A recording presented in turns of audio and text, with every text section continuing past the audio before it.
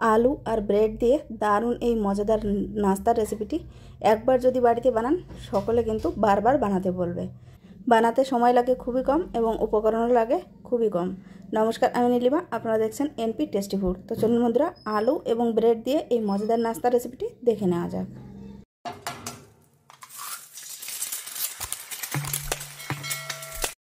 আজকে আলু এবং এই ব্রেডের নাস্তার জন্য সবার প্রথমে এখানে আমি ব্রেড নিয়ে নিয়েছি। তো এখানে টোটাল 5 পিস ব্রেড আছে, এটা দিয়েই কিন্তু হয়ে যাবে সবার জন্য। তো এই ব্রেডগুলোকে আমি একটু সাইড করে নিলাম। এরপর এখানে ছোট ছোট সাইজের আলু আমার কাছে আছে, তো এগুলো আমি সেদ্ধ করে নিয়েছি আগে থেকে।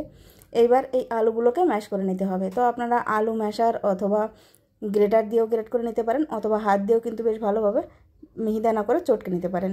তো আমি এখানে একটা ফোক ব্যবহার করছি, কাঁটা চামচ, এটা দিয়ে বেশ ভালোভাবে এগুলোকে কিন্তু ম্যাশ করে নেব। কাঁটা চামচ দিয়ে ম্যাশ করার ফলে এতে কিন্তু বড় ধরনের কোনো দানা থেকে যাবে না আলুর। এইবার এই আলুগুলোকে ম্যাশ করা হয়ে গেলে এর ভেতরে দিয়েছি মিহি করে কুচিয়ে রাখা পেঁয়াজ এবং গ্রেট করে নেওয়া গাজর, কিছুটা পরিমাণ ধনেপাতা দিয়ে দিলাম, আর এখানে দিয়েছি খুবই সামান্য পরিমাণ মৌরি, দিয়ে দিলাম চিলি ফ্লেক্স। এখানে কাঁচা লঙ্কাও আপনারা ব্যবহার করতে পারেন, তো আজকে আমার কাছে কাঁচা লঙ্কাটা ছিল না। আর এখানে দিয়েছি লাল লঙ্কার পাউডার, দিয়ে দিলাম অল্প একটু ভাজা ধনে এবং জিরের পাউডার, আর দিয়ে দিচ্ছি চাট মশলা। এবার স্বাদ মতো লবণ দিয়ে দেবো, আর এই সব উপকরণকে কিন্তু বেশ ভালোভাবে মেখে নিতে হবে। তো দেখুন, আমি প্রথমে স্পুনের সাহায্যে একটু মিলিয়ে নেওয়ার চেষ্টা করছিলাম, তো এতে করে খুব বেশি একটা সুবিধার মনে হচ্ছিল না, তাই আমি হাত দিয়ে বেশ ভালোভাবে কিন্তু এই মিশ্রণটাকে মেখে নেব।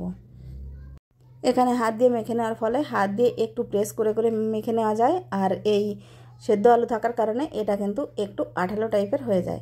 তো দেখুন বন্ধুরা, এখানে সম্পূর্ণ মিশ্রণটাকে আমি বেশ ভালোভাবে মেখে নিয়েছি। এবার এটাকে সাইড করে নিচ্ছি। এরপর এক পিস ব্রেড নিয়ে নিলাম, আর এই ব্রেডের ভেতরে এই আলুর মিশ্রণটাকে কিন্তু দিয়ে দেবো। বন্ধুরা, অল্প অল্প করে আলুর মিশ্রণ দিতে হবে, আর এভাবে চেপে চেপে ব্রেডের সাথে কিন্তু লাগিয়ে দিতে হবে, যাতে ব্রেড থেকে উঠে না আসে।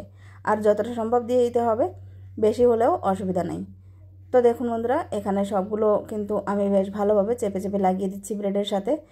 এরপর উপর থেকে আরও একটা ব্রেড আমি নেব, আর এর উপরে ঢাকা দিয়ে তারপর একটু প্রেস করে দেব, এতে করে একটার সাথে একটা বেশ ভালোভাবে লেগে যাবে। তো দেখুন বন্ধুরা, এখানে একটা নাস্তা আমাদের রেডি হয়ে গেছে। এই একইভাবে বাকি নাস্তাগুলোও তৈরি করে নেব। এখানে আমার কাছে 5 পিস ব্রেড ছিল, তো দুটো করে জয়েন্ট করে দিয়ে তো দুটো নাস্তা তৈরি হয়ে গেছে। আর একটা ব্রেড যে এক্সট্রা ছিল সেটাকে আমি মাঝ বরাবর কেটে নিয়েছি। কেটে নিয়ে অর্ধেকটায় বেশ ভালোভাবে আলুর পুর লাগিয়ে দিলাম, আর ওপর থেকে বাকি অর্ধেকটা দিয়ে চাপা দিয়ে দিচ্ছি। বন্ধুরা, আজকে এই ব্রেড দিয়ে আলুর নাস্তা রেসিপিটি যদি আপনাদের ভালো লেগে থাকে, অবশ্যই একটা লাইক করার অনুরোধ রইল। আপনাদের করা একটা লাইক আমাকে নেক্সট ভিডিও তৈরি করার জন্য অনেক বেশি মোটিভেট করে। আর আজকের এই ভিডিওটা যদি আপনারা ইউটিউব থেকে দেখে থাকেন তাহলে চ্যানেলটিকে সাবস্ক্রাইব, এবং যদি ফেসবুক থেকে দেখে থাকেন তাহলে পেজটিকে ফলো করে নেওয়ার অনুরোধ রইল। আর যারা অলরেডি সাবস্ক্রাইব করে দিয়েছেন তাদেরকে জানাই অসংখ্য ধন্যবাদ। এভাবেই আমার পাশে থাকবেন। তো দেখুন বন্ধুরা, সবগুলো নাস্তা এখানে আমার রেডি করা হয়ে গেছে। এবার এই নাস্তাগুলোকে আমি মাঝখান থেকে একটু কেটে ছোট ছোট করে নিচ্ছি। তো দেখুন, এই শেপটা বা এই সাইজটা একেবারেই ঠিক আছে। এরকম হলে ভাজতেও সুবিধা হবে, আর লাঞ্চ বক্সে দিতেও সুবিধা হবে। আমি যেহেতু এটা বাচ্চাদের জন্য তৈরি করছি, স্কুলে দেওয়ার জন্য, সেজন্য টিফিন বক্সে দেওয়ার জন্য এই সাইজটাই ঠিক আছে। তো আমি এরকমভাবে কেটে নিচ্ছি। আপনাদের যেভাবে সুবিধা সেভাবে কাটতে পারেন। 3 কোণা করেও কেটে নিতে পারেন, অথবা মাঝ বরাবর দুটোও কেটে নিতে পারেন, অথবা গোটাও রাখতে পারেন, কোনো অসুবিধা নেই। দেখুন বন্ধুরা, আমার এখানে সবগুলো নাস্তা কিন্তু কেটে নেওয়া হয়ে গেছে, আর এখানে টোটাল আমার 10টা নাস্তা হয়েছে। এবার এই নাস্তাগুলোকে ভেজে নেওয়ার পালা। সেজন্য আমি একটা বাটি নিয়ে নিয়েছি, আর এখানে যদি আপনারা ডিমের কোটিং করতে চান সেক্ষেত্রে দুটো ডিম ভেঙে এর ভেতরে যে সমস্ত জিনিসগুলো আমি দেখাবো সেগুলো দিয়ে দিতে পারেন। তো আমি আজকে ডিমটা ব্যবহার করছি না, আজকে আমরা ডিম খাবো না। তো ডিমের পরিবর্তে এখানে আমরা ময়দার কোটিং করব। তার জন্য আমি এখানে ময়দা দিয়ে দিচ্ছি। 2 থেকে 3 চামচের মতো ময়দা দিয়ে দিলাম, আর স্বাদ মতো লবণ দিয়ে দেবো। আর দিয়ে দেবো এখানে রঙের জন্য অল্প একটু হলুদ গুঁড়ো, সেই সাথে দিয়ে দিচ্ছি গোটা জিরে, অল্প একটুই দিয়ে দিলাম, আর দিয়ে দিচ্ছি চিলি ফ্লেক্স, দিয়ে দেবো ধনেপাতা কুচি। এবার অল্প অল্প জল দিয়ে এর একটা পাতলা রকম ব্যাটার তৈরি করে নিতে হবে। ব্যাটারটা খুব বেশি পাতলাও যেন না হয়ে যায়, তাহলে কিন্তু কোটিংটা একেবারেই হবে না। এখানে যদি ডিমের কোটিং করেন সেক্ষেত্রে ডিমের ভেতরে এইসব উপকরণগুলো দিয়ে দিতে হবে, তারপর ভালোভাবে ফেটিয়ে নিতে হবে। তো যেহেতু আমি ময়দা দিয়ে করছি, তাই অল্প একটু জল দিয়ে এর একটা মিডিয়াম থিকনেসের ব্যাটার তৈরি করে নিলাম।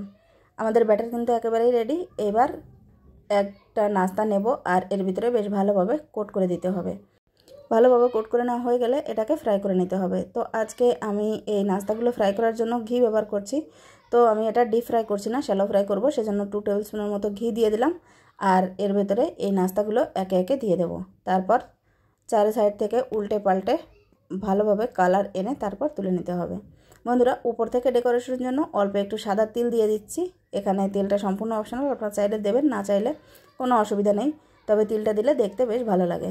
দেখুন বন্ধুরা, এখানে এক সাইড কিন্তু আমার বেশ ভালোভাবে ভেজে নেওয়া হয়ে গেছে। এবার এই নাস্তাগুলোকে সাবধানে উল্টে দিতে হবে। তারপর সব দিক বেশ ভালোভাবে ভাজা হয়ে গেলে এই নাস্তাগুলোকে তুলে নিতে হবে। বন্ধুরা, ঝটপট ব্রেড দিয়ে এই নাস্তা রেসিপিটি তৈরি করে সবাইকে খাওয়াতে পারেন জলখাবারের সাথে, অথবা সন্ধ্যায় স্ন্যাক্স হিসেবেও দিতে পারেন। আর আমি আজকে এটা তো লাঞ্চ বক্সের জন্যই বানাচ্ছি, সেটা তো আপনাদের আগেই বললাম। তো আপনারাও ট্রাই করে দেখতে পারেন, বাচ্চারাও কিন্তু বেশ খুশি হয়েই খায়। তো দেখুন বন্ধুরা, এখানে সবগুলো নাস্তা আমি ভেজে নিয়েছি। এখানে নাস্তাগুলো দেখতে কিন্তু বেশ লোভনীয় হয়েছে। আর এই নাস্তাগুলো ওপর থেকে ক্রিস্পি আর ভেতরে কিন্তু আলুর পুর ভরা। আমার মেয়ে তো খেয়ে বলছিল এটা একেবারেই ফুচকার মতনই লাগছে, মানে আলুর পুরটা যেহেতু চাট মশলা দিয়েই মাখানো আছে সেহেতু ফুচকার মতোই ফিলিংস আসছিল। তো বন্ধুরা, আজকে এই ব্রেডের নাস্তা রেসিপিটি আপনারা বাড়িতে একবার অবশ্যই ট্রাই করবেন। আজকের মতো ভিডিওটা তাহলে আমি এখানেই শেষ করছি। আবারও ফিরে আসবো একটা নতুন রেসিপি নিয়ে। ততক্ষণ পর্যন্ত সবাই খুব ভালো থাকবেন, সুস্থ থাকবেন। আজকের এই ভিডিওটা ধৈর্য ধরে শেষ পর্যন্ত দেখার জন্য আপনাদের সবাইকে অনেক অনেক ধন্যবাদ। নমস্কার।